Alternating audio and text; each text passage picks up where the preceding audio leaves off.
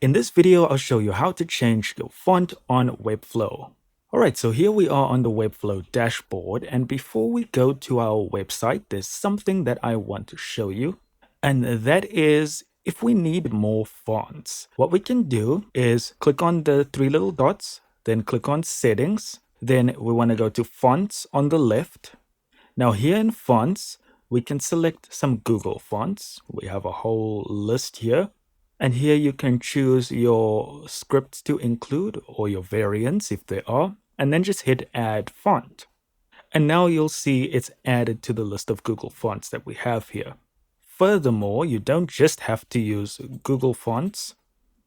You can also upload custom fonts, but make sure that they are free to use or that you do have the license to use them.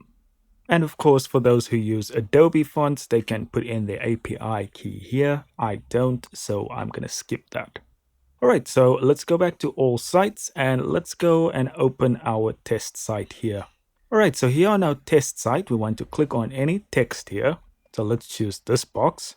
Then here in the Style tab, we want to go to Typography. And then on font, there's a little pencil icon on the right. Make sure to click on the pencil and not the actual text here.